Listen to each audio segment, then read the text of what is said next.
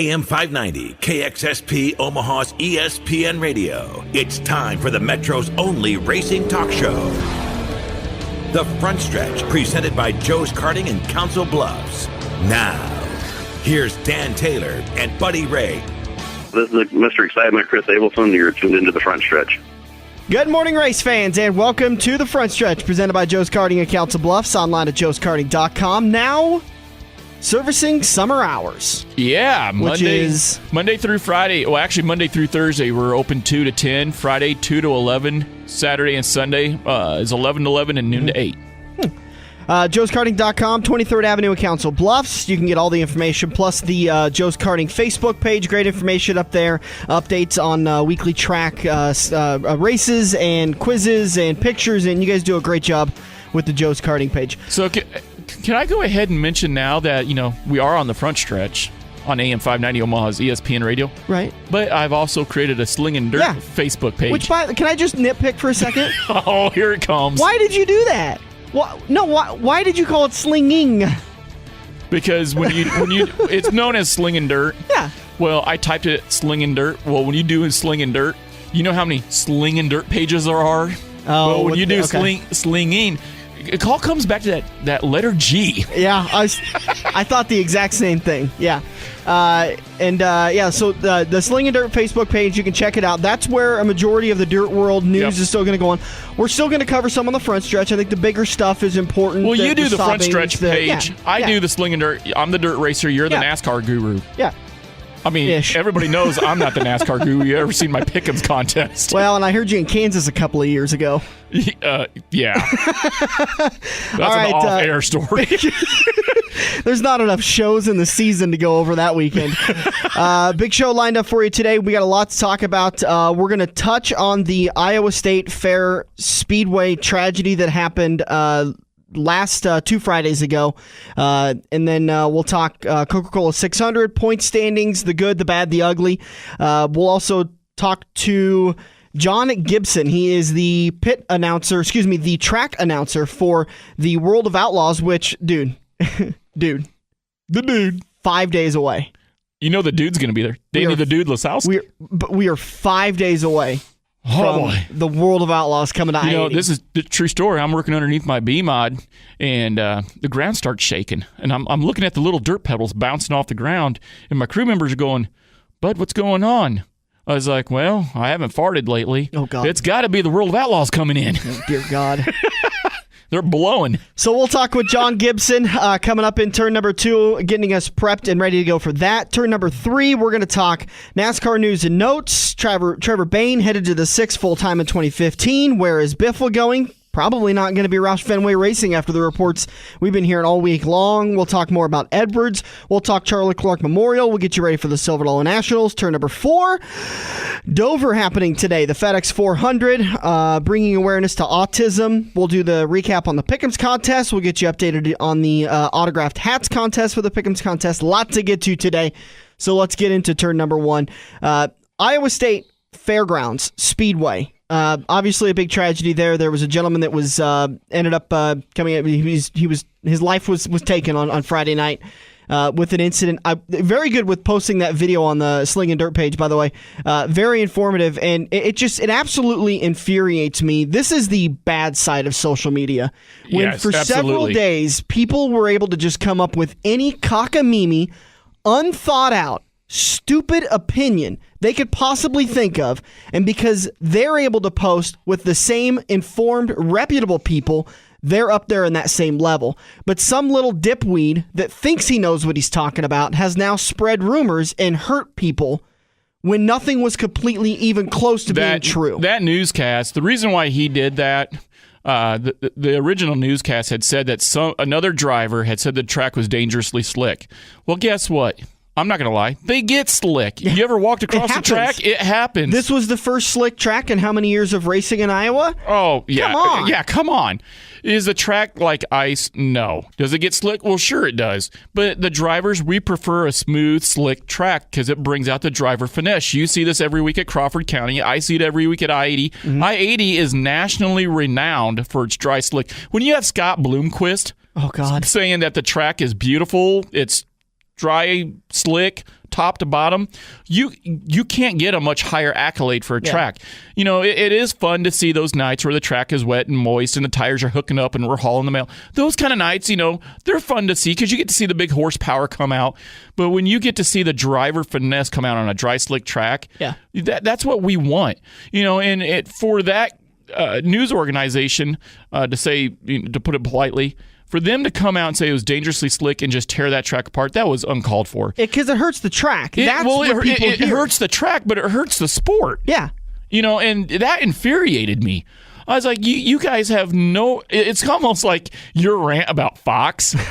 This was like my Fox rant. Because I'm like, who in the world are you to report on something you know nothing about? I thought that interview... What was the gentleman's name, the promoter there? Tony Morrow. Yeah, the interview with Tony that they did on a Des Moines TV station on KCCI. Tuesday morning was very good. They answered a lot of questions that there had just been somebody posting on Facebook about how, I heard this, and you know the car flipped over the guardrail and hurt and injured the official, and that's not even the case at all. No, but I think what happened was pictures of that car surfaced, and if you looked at the car, if I hadn't known that it didn't flip by looking at the pictures of the car that surfaced, I would have told you that it had flipped. And that was a rough-looking car. I just kind of want to pivot a little bit away from that. On Friday night, right as that story was breaking out and as you were texting me to give me the heads up about it, we had one of our own Sport Compact drivers at Crawford County get hurt, and this was last Friday. And that looked like one of the more insignificant wrecks I ever saw. It just so happened to be I was looking right at him when the incident happened. I wasn't even 100% for sure. In fact, I'm not still for sure that he even touched the wall. He just spun, never flipped, never did anything, but it bent the whole seat, his whole seat completely back, and they had to cut him out with the jaws of life. Thank God he was okay. But this is kind of just a little bit of a contradiction as to where a car like that only grazed the retaining wall on the inside of the track, never flipped, never rolled, never did much damage. Yeah, the left front hit the wall and the back end came around, and that's when the bumper shot off like a missile and flew up through the air. So just looking at a car or looking at a situation, you can never look at it and say, oh, that's really bad, or oh, that's nothing.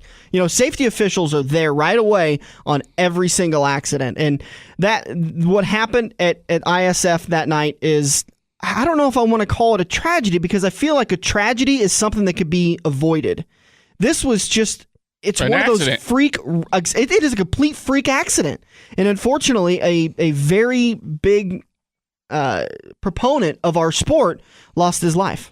Oh, absolutely. You know, and I never got to know the guy. I'd seen the guy around at Stewart. I've been up there a couple times, raced there once last year. He was a really, really nice guy. Nobody likes to see anybody get hurt. Yeah. But it just, the way the initial news reports made it sound like, it just infuriated me. But anyways. Yeah, it's listen, can I just get on my soapbox just a little bit? And I think you're going to be on my same side with this.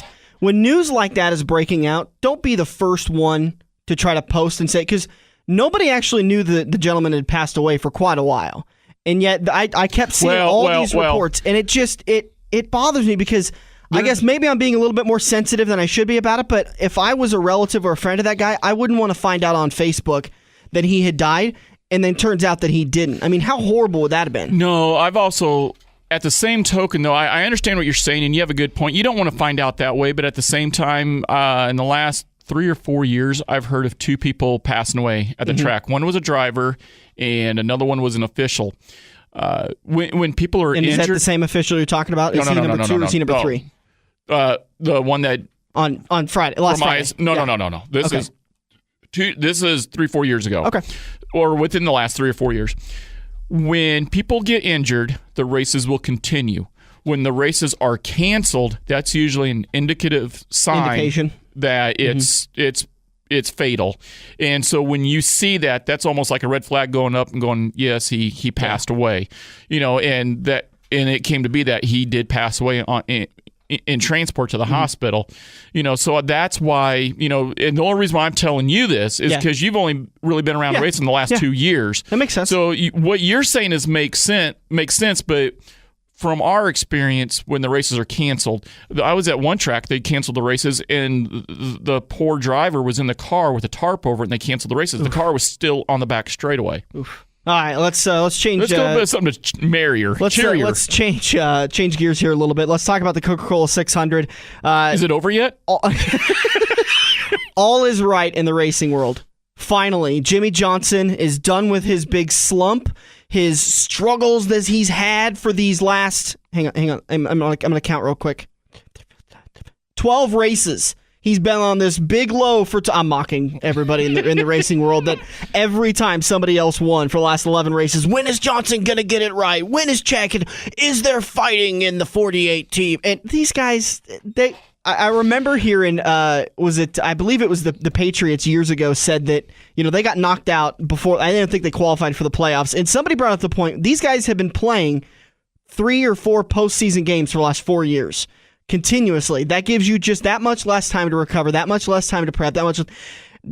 Jack Canals and Jimmy Johnson were battling for a championship right up until Homestead last year. They had no time to prep, no time to really work and test with the 2014 car. They were still working on the 2013 setup to make sure they won that championship. And the same thing with Matt Kenseth, oh, by the way, who hasn't won yet, has been fast but hasn't won yet. Oh, my God, is there fighting in that pit stall? Your top 5 from the Coca-Cola 600. Jamie McMurray wins the $1 million the week before and then posts himself a top 5 finish. Way to go, Jamie Mack. Yeah, really. I mean, what's going on there? That'd be kind of nice to get inside that organization and see what's going on there. They seem to be sputtering still, but the sputtering is less. They're starting to pick it up a little bit, and it's maybe all of this. They've been moving these transitions, changing in your manufacturers, removing some people from positions, and bringing in other support and taking on technical alliances. All this stuff maybe finally starting to pay off. When you have the right... In a race organization, when you have the right people in the right capacity, in the right roles, good things are going to come about that. I mean, you could have 25 of your best friends as a crew chief, but only one guy is going to rise to the top. And when you find the right guy that's the right fit for the crew chief position, that's only going to help you. Carl Edwards came home in 4th, Matt Kenseth 3rd, Kevin Harvick 2nd, and Jimmy Johnson ends up getting the win. First win on the season. That is our 10th different winner. It's going to be the eternal debate until we finally reach it or we don't reach it. Are we going to get 16 or more in this season? And I mean, right now you can't argue against the numbers. We're on pace to do it. It's insane. These guys are taking extra gambles to get it done. And I still hold my stance from the start of the Daytona 500. It's all because of this new point structure. I completely agree. I think we all agree with that. And we're all excited about it. All of it. We were all kind of perplexed when the system kind of came out. We're like, wait a minute. How is this going to work? Yeah. And I remember you came in the studio like, okay, explain this to me. And I go, I don't know how this is going to work, but it's worked out very favorably. Now you watch 1 or 2 races and then you're like, oh, I'm overthinking this. Somebody that struggled, well, I wouldn't say struggled, but lost an engine. Kurt Busch running the double duty, got himself a 6th place finish in the Indianapolis 500. Congratulations. Wow. Yeah. How about that? But Kurt really kind of needs to start worrying because he's sitting 28th right now in the points. If he drops out of the top 30, his win doesn't matter. You have to be in the top 30 in order to use that win to get into the chase.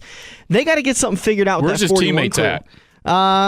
Tony Stewart is 22nd, Danica Patrick is 27th, and I'm trying to find Kevin Harvick is 12th. Where'd Danica finish in the 600? She blew an engine also. Finished right in front of him in the 39th. When these engines were blowing, was it in the later half of the race, or was it early on?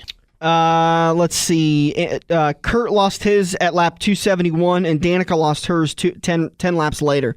So about halfway through. About halfway through. They're a little over halfway through. Do you think the length of the race that they have to prepare for has a lot to do with this? It's the whole mentality of this race. Can the equipment hold up, and can the drivers hold up? It's the only reason why they keep this race around, because let's be frank, Americans nowadays can't hold their attention for 400 laps or 600 miles. That's a long night. What'd you just say? 400 laps and 600 miles. Did you lose attention there? Is that that's it. So it's an endurance thing. But there was only 4 engines that were lost. 3 bow ties and a Toyota ended up giving up the GOAT that night. For your point standings, Jeff Gordon still standing at the top. Matt Kenseth second. Kyle Busch third. Carl Edwards fourth. Dale Jr. fifth. Jimmy Johnson comes up to 6th with that win. So good job for the 48 team. They're now locked into the chase, and now we can stop hearing all of these questions of, is there something wrong in the 48 camp? Although they'll fire right back up again when these guys go to testing for the 10 races that they need to be the best at. 6 championships. Do they have it right? Are you serious with 5 or 6 championships? No, they just got lucky each year. All right, come on. Turn 2, we're going to talk with John Gibson, announcer for the World of Outlaws. He's going to get us up to, ready to go for this Friday. World of Outlaws coming up to I-80 Speedway, i-80speedway.com for all your ticket information. We'll be right back on the front stretch. You've wanted the best. They're coming 4 abreast. The World of Outlaws Sprint Car Series. See all the STP superstars battle it out. Be there for the Salute to the King Tour as Steve Kinzer makes his final run at a World of Outlaws championship. Don't miss the greatest show on dirt. The World of Outlaws STP Sprint Cars are returning to the I-80 Speedway for the Napa Auto Parts Outlaw Showdown. Friday, June 6th. Get $5 off when you purchase your general admission ticket at participating Napa Auto Parts stores or order online at slspromotions.com. I-80 Speedway, Greenwood. If you love wings, if you love rings, and all kinds of other tempting things, great times, great food, get to Quaker Steak and Lube. Quaker Steak and Lube has been voted festival favorite once again at the National Buffalo Wing Festival. Visit Quaker Steak and Lube for our Best Wings USA, sauced your way. Great times, great food, get to Quaker Steak and Lube. This is Andrew from Kaziski Auto Parts. Kaziski Auto Parts is an insurance-quality used parts supplier that can match your foreign or domestic car or truck needs. If you have a damaged or broke-down car or truck, we guarantee a clean and quality part in next-day fashion. Kaziski Auto Parts, your neighborhood premium recycled parts supplier. Call any Kaziski Auto Parts salesman today by dialing 402-731-4592 or visit us at 5040 I Street in Omaha. Kaziski Auto Parts, our quality used parts will match your car or truck's needs. We're working the High Line into Turn 2 on the front stretch, presented by Joe's Karting. Online at joeskarting.com. Hi, I'm Darren Pittman, driver of the number 9 Great Clips Sprint Car for Casey Kane Racing, and you're listening to the front stretch. Heading back into the front stretch, heading into turn number 2, brought to you by Kaziski Auto Parts. Online at kaziskiautoparts.com. That's kaziskiautoparts.com, 51st and I Street in Omaha.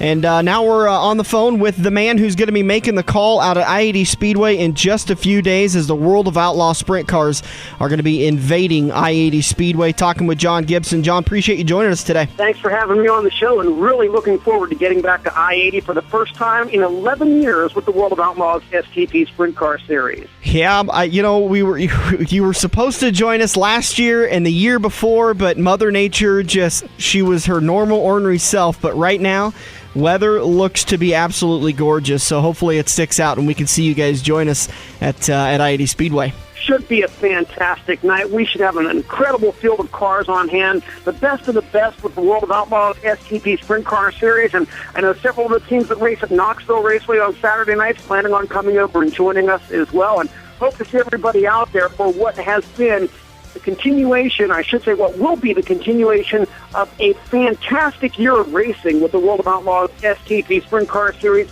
An amazing battle at the top of the point standings. We've already had 5 different point leaders this season, and just 10 points separating the top 3 in the standings as we talk. And it could change from qualifying to the heat races to the main event. And what a battle we've been having between the defending series champion Darren Pittman and 5-time champion Donnie Schatz. The Brownsburg Bullet, Joey Saldana, very hot in 2014, right in the thick of things, and Paul McMahon there as well in the DJB Motorsports number 51. Those 4 drivers, along with Brad Sweet, who has 3 wins this season, they've been duking it out at the top of the point standings all season long. Of course, we'd be remiss if we don't mention 2014 being the Salute to the King, Steve Kinzer's final full season as a World of Outlaws competitor. Maybe your last chance to see him at I-80 Speedway. Yeah, it'll be interesting to see him. We got to talk to him a couple of months ago, and that's actually a day or two before his birthday. Am I correct? Yeah, actually just a couple of days, I believe, before his birthday, but Steve has been very, very strong in 2014. He's certainly not going out with a whimper by any means. Already a winner this season, picked up a win on opening weekend back at Volusia Speedway Park in Florida. And Steve Kinzer certainly knows how to make his way around the I-80 Speedway. What have we seen so far for the racing this year? Has it been pretty close battles all the way down to the end? I know it's tough to say because you're going to so many different tracks, but what has the competition been like so far this year? The competition has been absolutely tremendous. In my 18 years of working with the World of Outlaws STP Sprint Car Series, 2014 has been about as good as I've ever seen. We've had multiple different winners this season, on pace to set a new record for the number of different winners in a season. And we've had just tremendous racing all throughout the field. Great battles up front, guys charging from the back of the pack. It has been intense each and every lap. We talk about the normal guys, the Craig Kinzers, the Steve Kinzers, the Donnie Schatz, the Darren Pittmans, but who are some of these guys that we don't normally talk about that you're starting to see kind of make their move in this part of the season? One of the names I mentioned a little earlier, Brad Sweet in the Casey Kane Racing with Mike Curb, SureTestSupplies.com, number 49. Sweet spent most of the last couple of years actually doing some racing with the Nationwide Series and had a couple of truck runs as well. He's back full-time, actually for the first time full-time with the World of Outlaws STP Sprint Car Series. And Sweet's already a multiple feature winner this season, so that's somebody to certainly keep an eye on. And how about our Rookie of the Year contenders getting their first ever look at the I-80 Speedway? For the Shark Racing dual team, it's Logan Schuhart in the 1S and Jacob Allen in the 1A. And, of course, it's Bobby Allen's son and grandson racing with us full-time, and Bobby Allen certainly knows a thing or two about making a sprint car go fast. Absolutely, he does. June 6th is the World of Outlaws, the STP World of Outlaws at I-80 Speedway. What can we talk about? We're talking about 410s. We don't see a lot of 410s left in this area, so give me the horsepower. Give me the times that we're going to be seeing at this at I-80 Speedway. Well, with the 410 cubic inch engines, you're looking at somewhere right around 900 horsepower in a car that weighs 1,400 pounds with the driver. Track record set back in 2000 at the I-80 Speedway by Mark Kinzer of 13.571 seconds. And we've seen some very long-standing track records fall by the wayside already in 2014 and perhaps again at the I-80 Speedway on Friday night. Is there a rule change that's got these records that are dropping left and right, or is the competition just picked up that much this year? I think the competition has picked up. The engine builders have certainly been on top of their game. We're seeing tremendous gains in horsepower over the last few years. The fueling systems on these things are so precise now that they're able to adapt to just about any weather conditions.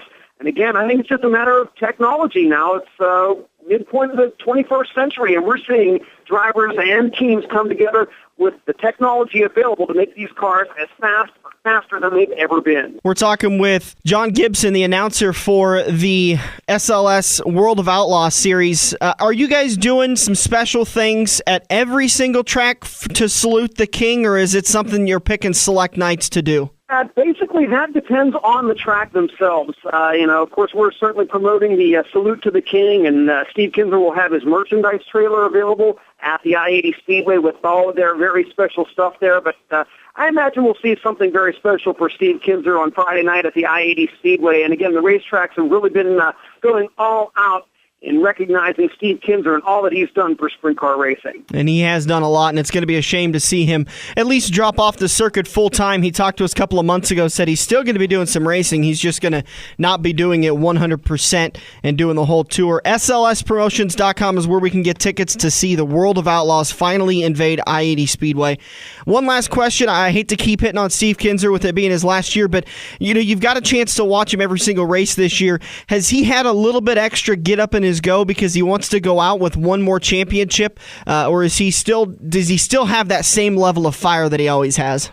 I think Steve Kinzer has, if not the same level, then perhaps even a little more fire than he's ever had before. I think he wants to certainly prove that he's still capable of running up front. We've seen him in some very intense battles, not only in the main events, but in the heat races this year. And Steve Kinzer certainly has his elbows up and certainly not shying away from the competition by any means. All right, we've been talking with John Gibson, announcer for the SLS the STP World of Outlaw Sprint Cars are going to be coming June 6th at I-80 Speedway. It's coming up. By the way, guys, we've been saying this. It's coming up this Friday. That's how fast this summer is starting to go by. We've been talking about it since they announced it back in, January, I believe, that they started talking about this race coming on June 6th. It's finally here. It's coming up this Friday. slspromotions.com for all your ticket information. John, great interview. Great talking to you. Can't wait to meet you in person on Friday. Looking forward to it, and looking forward to seeing everybody out at the I-80 Speedway for the greatest show on dirt, the World of Outlaws STP Sprint Cars. All right, John, have a great one. We'll talk to you Friday. Thank you. So that was John Gibson. He's going to be the guy you're going to hear doing every single turn for the STP World of Outlaw Sprint Cars coming up this Friday at I-80 Speedway.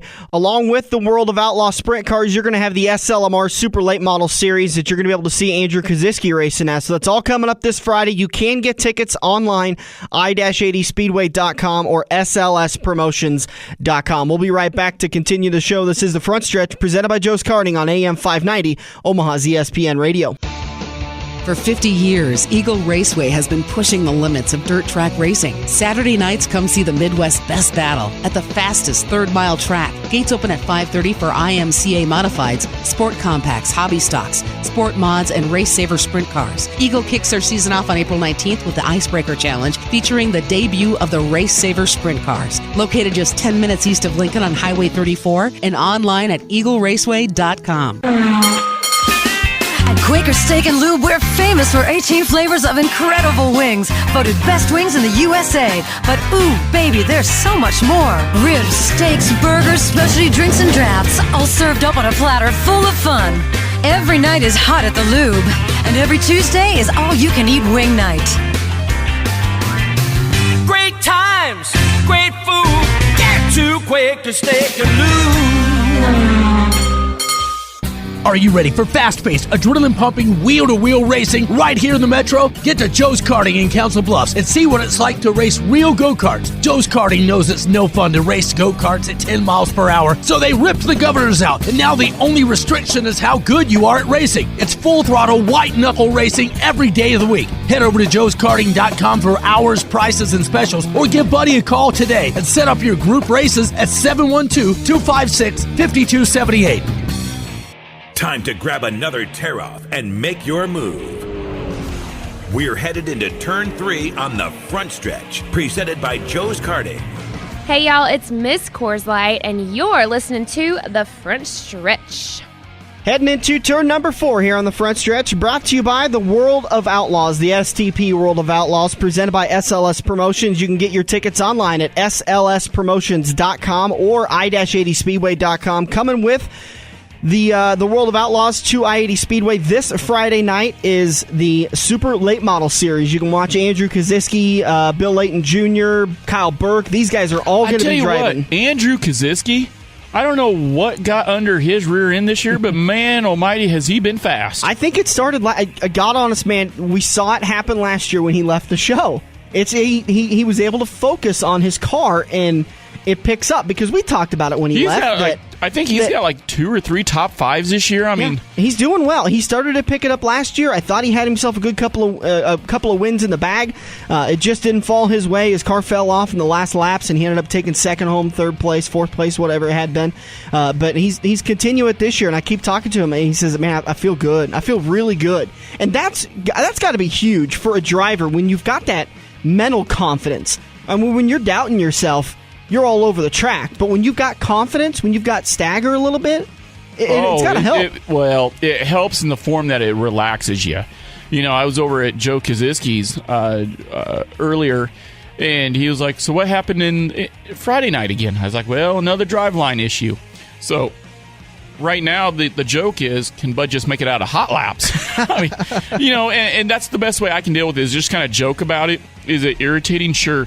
But when for 2 weeks in a row, I've had severe driveline issues and it's taken me out of the race, at that point you're like, man, what is going on here? So, you know, you spend a bunch of hours in the shop, you keep working on it, you go to the track and something else happens, you're just like, it kind of, you know, sort of kicks you where the sun don't shine. All right. I understand what you're saying completely. We'll move on to NASCAR news and notes. A few things that are popping up in the NASCAR world. Trevor Bayne ends up getting himself a contract to bring back the legendary number 6 for Roush Fenway Racing.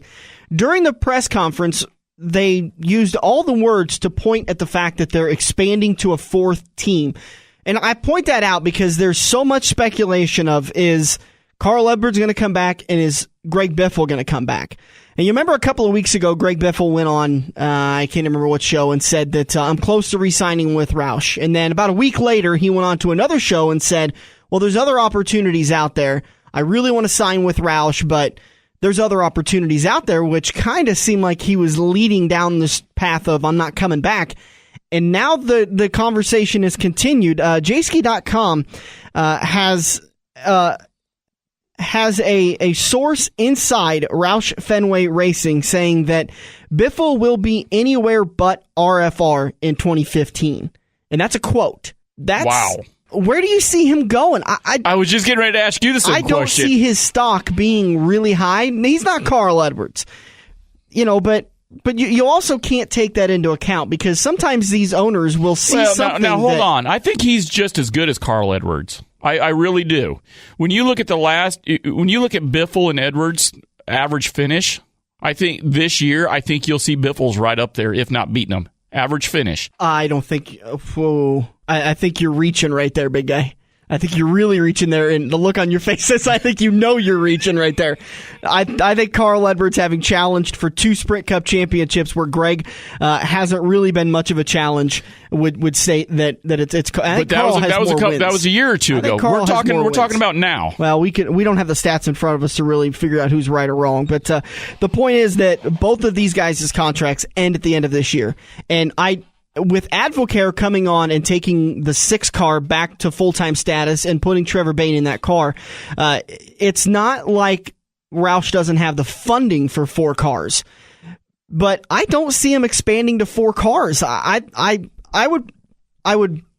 almost would bet wholeheartedly that Biffle and Edwards are gone at the end of the season. We've talked about Edwards going to JGR, Joe Gibbs Racing. Mm-hmm. Biffle, I'm not really sure where he would be a good fit. I was looking at the contracts. I was looking at some of the what's left for some of these drivers. I don't think it's completely outside of the realm of possibility that you see Carl Edwards driving that number 11 next year. Denny Hamlin's contract ends at the end of this year with the possibility of extending, but we haven't heard much about it. According to Jayski.com, he has a 2014 and possibly longer contract. So he could be through 2015, could be through 2016. Right now it says 2014. FedEx is 2015, and with the option of extending the contract, obviously. So I don't know. Denny hasn't really lit the world on fire since he got hurt, or since actually he gave up the championship. What was it, 2010? Something like that. He's had his sparks, he's had his moments, but hasn't really just lit up the world, and he's had a lot of struggles this year. If I'm Joe Gibbs Racing, if I'm Joe Gibbs, or I'm JD Gibbs that's running that organization, I'm going wholeheartedly, everything I've got, full guns blazing. I'm going after Carl Edwards to put him in that 11 car. I honestly think Carl Edwards, A, gives me more of an opportunity to win, and B, I think he's more of a marketable driver, so it gives you more opportunities to pick up sponsors, which is obviously critical. I always thought Denny Hamlin was just as marketable as Edwards. Oh, I don't. Carl's the one that goes on he finds these little odd ways to work his sponsors into interviews and commercials and appearances.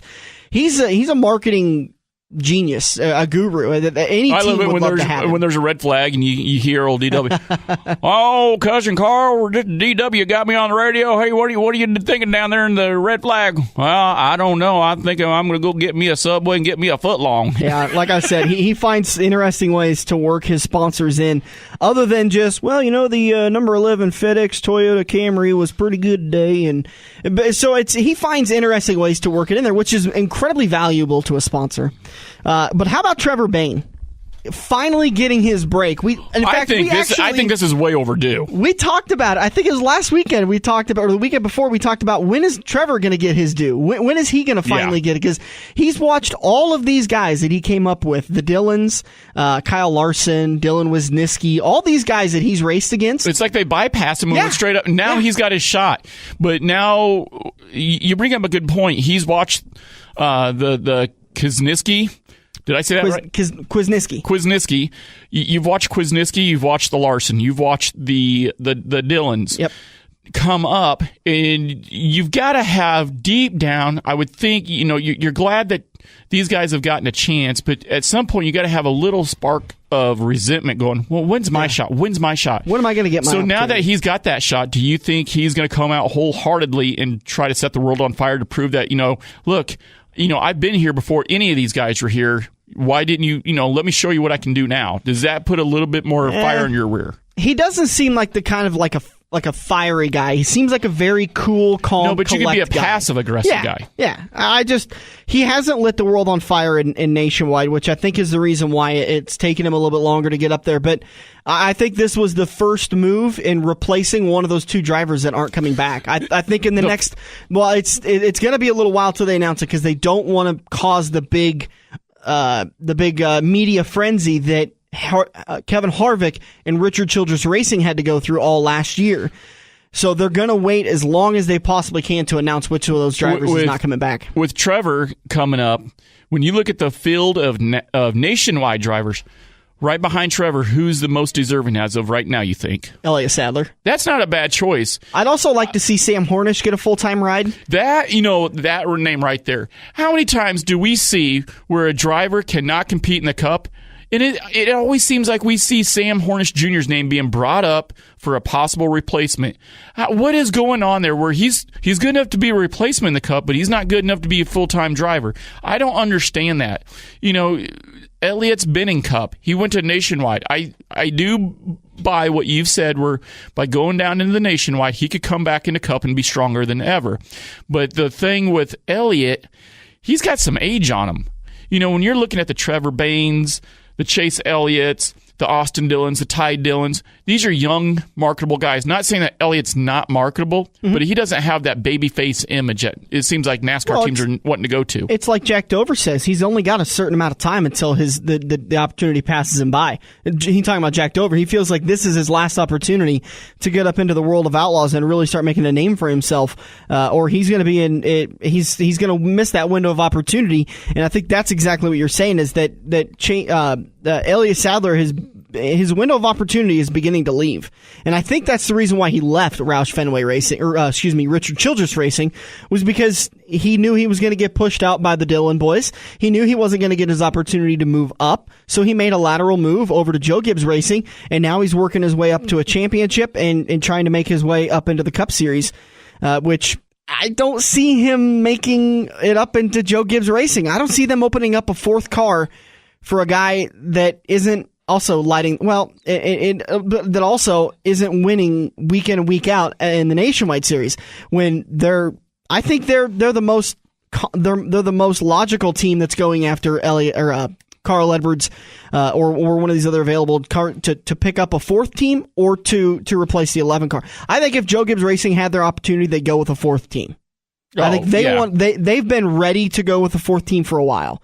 So even though I feel like it's more likely that Denny Hamlin will get replaced, I think there is a very real possibility that Carl Edwards will pick up a fourth car, which they do have a fourth license. I don't remember what the car number is off the top of my head. No, I can't think of it off the top of my head. You got that 600 mentality going on. Yeah, can't pay attention. Just can't quite get it done. So I think Elliott Sadler is the one down the Nationwide that gets the most. And it was really interesting to hear Sam Hornish in victory in the media center after winning the race at Iowa Speedway. He almost seemed like he was happier with his situation right now. He's scheduled to run 7 full races this season in the Nationwide Series in that 54 car. And he almost seems like he's really enjoying it. He's able to check in every single week in the shop to find out what they did that weekend at that track, how they moved the car around throughout the changes they made. And then he's also able to spend time with his kids, which he almost started tearing up in the media center talking about how great it's been that he's able to spend time with his kids. Well, a lot of, this kind of reverberates all the way back to dirt. I met a lot of drivers this year. Rick Munson, actually, been driving for decades. And he was telling me, he's like, at my age, if we want to go race, we'll go race. If we want to load up the jet skis and take the family out to the lake, we'll take the jet skis and go out to the lake and have fun. So I was like, I got to thinking about that. And this year, last year, the last 2 years, I've been racing every Friday and Saturday night. Mm-hmm. This year, I'm racing Friday night at I-80, and then every other Saturday night, every 2 weeks, I'm going to Clark County Speedway because they race every 2 weeks. So I have, like last weekend, I had Saturday, Sunday off. You know how refreshing that was? I mean, yeah, I could have gone to a special like Charlie Clark, but I chose not to. Mm-hmm. But having that time away from the track almost helps to balance you out. And if that's what it's doing to Sam Hornish, is balancing him, and he realizes that, that's only going to help him because it's going to relax him.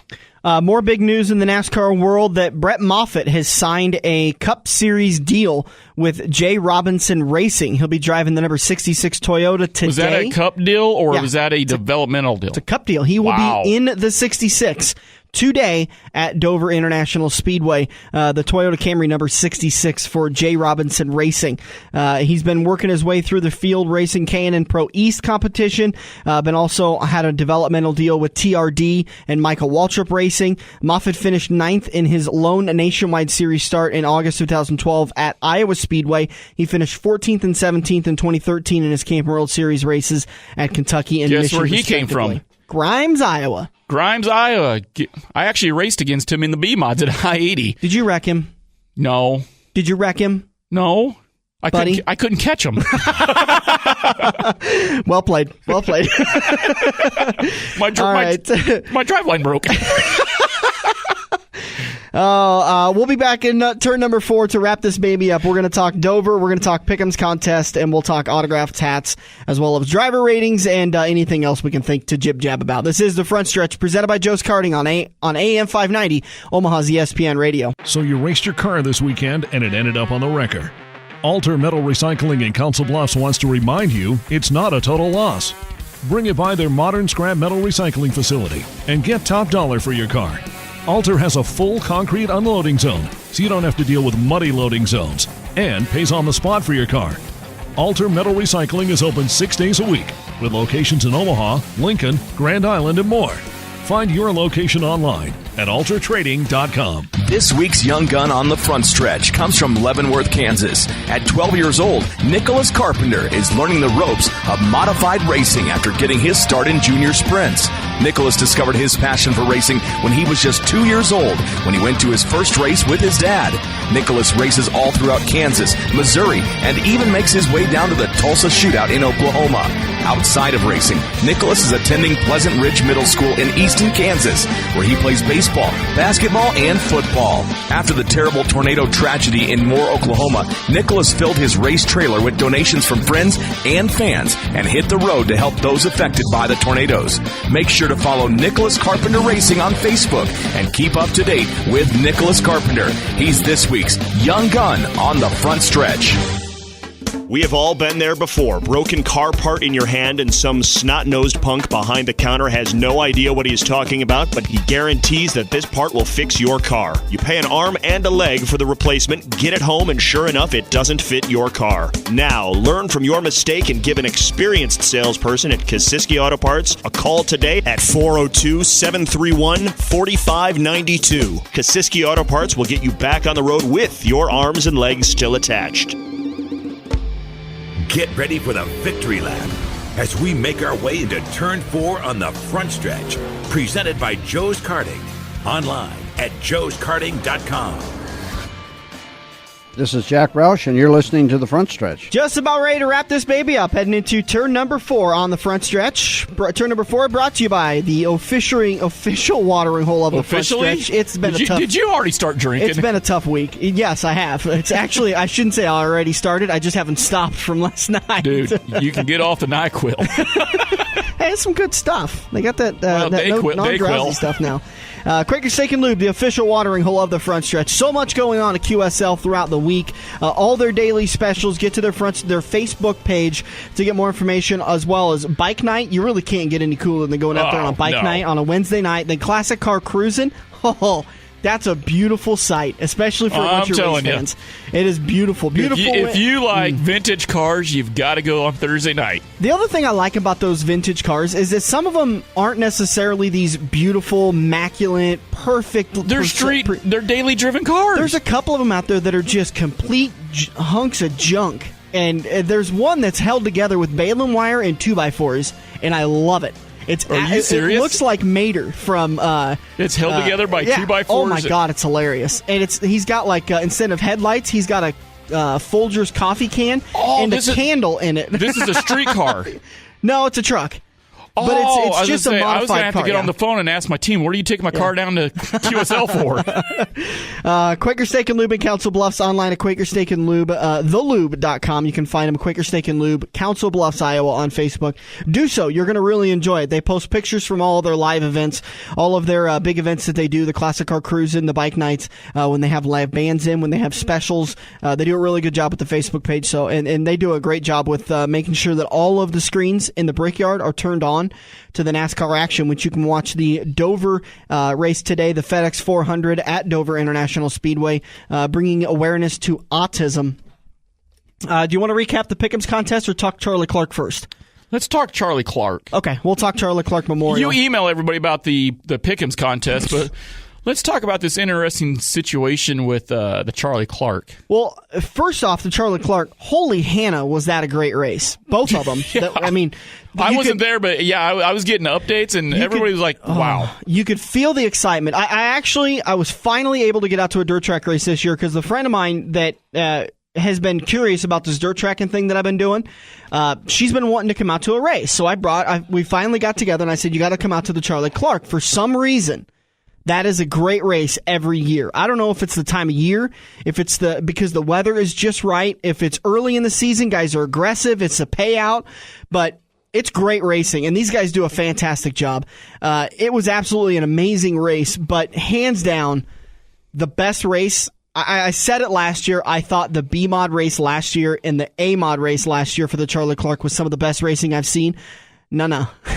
The Nebraska 360 sprint car race this year, holy Hannah, did it blow everything I've seen out of the water.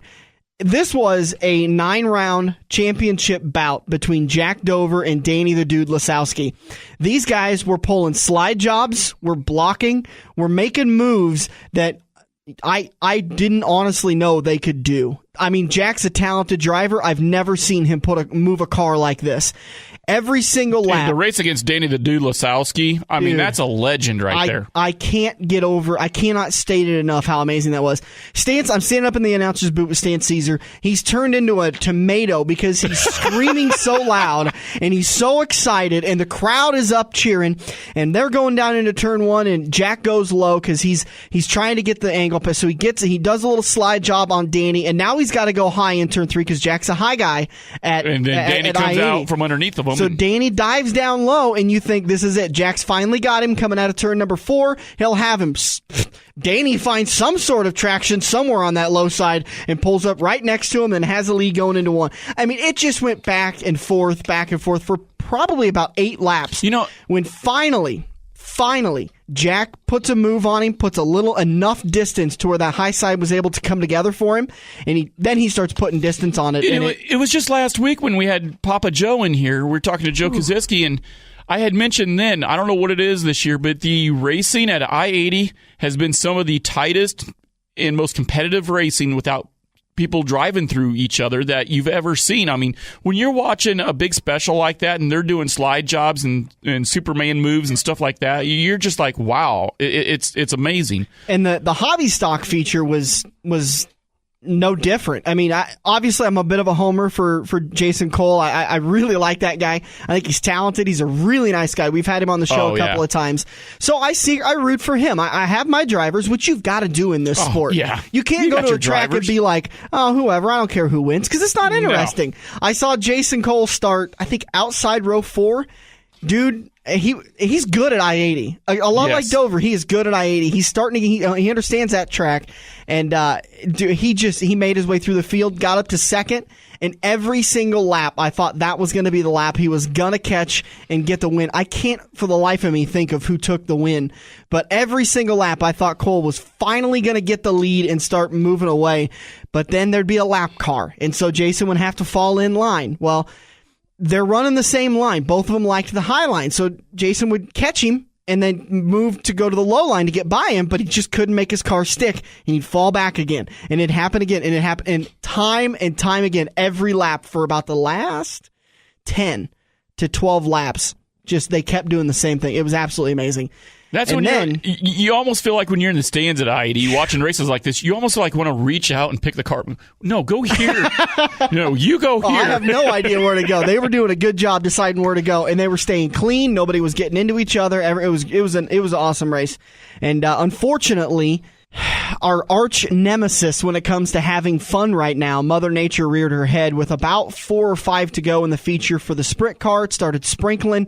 Fans started heading for the gates, and then just as they're starting to roll I believe they were trying to get the B-Mod feature out there to get it ran.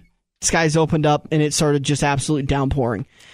Do you know, at this point in time, we're going to have Joe on, hopefully in the next week or two, to kind of give us a complete idea of it. What are they going to do? I mean, they're in kind of a pickle. Am I wrong? They're in a pickle. This is going to be a darned if you do, darned if you don't type deal.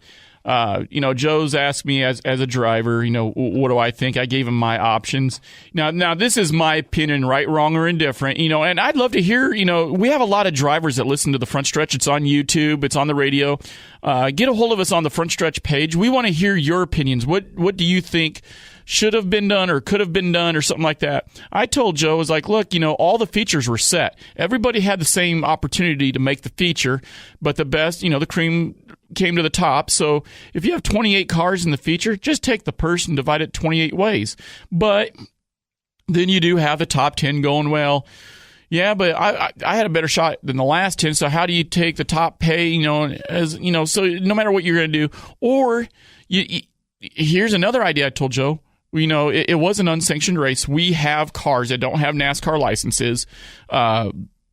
They race Friday, Saturday nights at other tracks throughout the Midwest.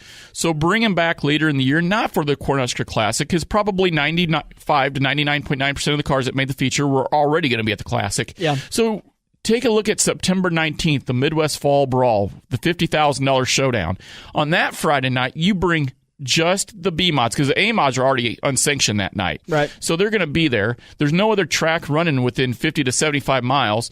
Bring the B-Mods in that night, and then run the Charlie Clark makeup features right up first and foremost. You're going to have a nice, moist, wet, heavy track, and then the track will dry out, or should. How hard is that to do as a driver? Because I got to figure that it's got to be incredibly hard to go out there with basically your car cold. You don't have a feel for the track. You didn't have you've had a little bit of hot laps. Yeah, we'll have but you didn't have heat races to kind of dial your car in. So is it incredibly hard to go out there and win one of those races? No, most of the people that made the feature for the Charlie Clark have raced I-80 Speedway. Mm-hmm. A lot of times you'll see drivers that won't go out. Like Dennis Cook, prime example. He does not hot lap. Well, why should he? He's raced I-80 every week for the last 3 or 4 years. He knows the track. And a lot of the drivers with the Charlie Clark race are experienced drivers. You're not going to see the 1-2 night rookies, not the guys that have struggled, to even go racing for the first 6 months of their racing career. Yep. These are experienced drivers. So I don't think that's much of a factor. But if you bring it in on the 19th, providing that it's not a soupy, rainy week like we've been having, on the 19th on a Friday night, I don't think there's any other track specials going on in September on that day on the 19th. So you already got the unsanctioned A-Mods. Bring the B-Mods in. Run them first on that heavy track. The drivers may not like it, but we have to make up the Charlie Clark somewhere if we're not going to split the pay. Well, then you take a short break, and then we roll right into the Fall Brawl. By doing that, then you're not taking away one from the other, because by the time that the Fall Brawl features start, everybody's going to be like going, what did we do earlier tonight? The Charlie who? So you've already replaced their mentality. But, Joe has either made up his mind or is getting ready to make up his mind. And honestly, as a racer, we have to appreciate the fact that I-80 gave us a track to race on, period. It's a tough decision. It's a tough decision. And I feel sorry for Joe in the fact that you're going to have, maybe 20 guys go, all right, we respect your decision. You're going to have those 4 or 5 jackwagons going, well, no, I can't do this. Look. And if you do it in September, like you talked about, it gives them plenty of time to prepare for it. Yeah. So it's not like you're going to say, okay, we're going to do the Charlie Clark this Friday, right before the World of Outlaws. And I don't even know if they could do that, because this Friday, now the Friday night World of Outlaw show, that's an unsanctioned show, but it's only the World of Outlaws and the SLMR and the SLMR. So maybe they could. But it'd be pretty short notice. But you're going to have other tracks running, and it would be short notice. Yep. But when you have drivers that made the Charlie Clark that are already running weekly for points at other tracks on that Friday night, Joe doesn't want to do that. Well, and you're going to have guys like Jesse Sobbing and Chris Abelson who are running for national points and running for a championship at Crawford County Speedway. Logan and Keegan Scott. They can't be there. So there were several drivers that came from Denison that are racing on Friday night that can't be there. So, I think it's August 22nd is Crawford County's last points night. Well, September, by my calendar, is after August. So if you're on September 19th... Hang on, let me check your work there. Hang on. Google Calendar. I think I'm right on that. You're right. You're right. So if you run the 19th, just run the A-mods that night. Now, here's... I'm going to get hate mail for this. What do you do about the fans that paid their $20 to get in to watch the Charlie Clark? What about me? I paid $25 to get in. You paid $25, and then the Midwest Fall Brawl is $20. Yeah. Well, the features got locked. You got to see half of the show. Did you get your $25 worth that night? Even though you missed out on 2 features, did you To be honest with you, with the racing I saw, yes. Yes. But you can't judge it on the racing, the quality of racing, because some nights... No, but you got to see got to see $25 worth of racing. Yeah. So I think so, absolutely. So if I drank another $50 worth of beer. So let me ask you this. I'm going to put you in the fans... I'm going to play Joe, and Joe's liable to roll his eyes and go, what in the world are you doing? So I'm Joe Kaziski. You're my fan coming to I-80, and September 19th, Midwest Fall Brawl. Let's say I'm just speculating here, but let's say that the admission is $20 a person. Well, are you going to pay more than $20 just to watch those 2 features? Huh? Are you going to pay? So okay. Well, here's the thing, though, is that rain came. There's nothing I-80 can do about the rain. No. And if this was a NASCAR race, they wouldn't make it up. We got past halfway point. They wouldn't make it up, period. Yeah. So at least you're going to get the opportunity to go see the rest of it if you go to the Midwest Fall Brawl, which, oh, by the way, you're going to want to be there anyways because that's a $50,000 to win race. Now, I want to let the listeners know that I'm not saying that Joe has said we're going to do a Fall Brawl. Right. This is us just speculating. And this by is the way, us speculating what send all hate mail to Buddy J at joeskarting.com. All right, we got a little bit left in the show. Dover International Raceway this afternoon, green flag at noon. Make sure you get your picks in. We have this race and then 2 more races after this weekend for the hats pick'em contest, and congratulations at actually doing well last weekend at Charlotte. Picked yourself a winner, buddy. I'm talking to you.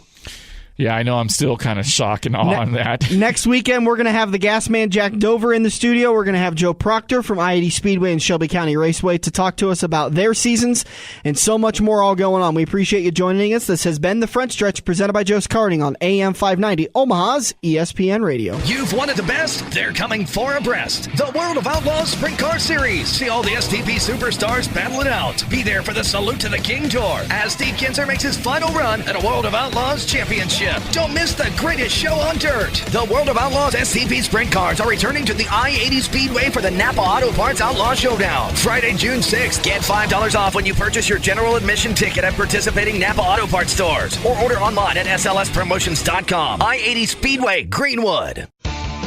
For 50 years, Eagle Raceway has been pushing the limits of dirt track racing. Saturday nights, come see the Midwest Best Battle at the fastest third-mile track. Gates open at 5:30 for IMCA Modifieds, Sport Compacts, Hobby Stocks, Sport Mods, and Race Saver Sprint Cars. Eagle kicks their season off on April 19th with the Icebreaker Challenge, featuring the debut of the Race Saver Sprint Cars. Located just 10 minutes east of Lincoln on Highway 34 and online at eagleraceway.com. Are you ready for fast-paced, adrenaline-pumping, wheel-to-wheel racing right here in the Metro? Get to Joe's Karting in Council Bluffs and see what it's like to race real go-karts. Joe's Karting knows it's no fun to race go-karts at 10 miles per hour, so they ripped the governors out, and now the only restriction is how good you are at racing. It's full-throttle, white-knuckle racing every day of the week. Head over to joeskarting.com for hours, prices, and specials, or give Buddy a call today and set up your group races at 712-256-5278.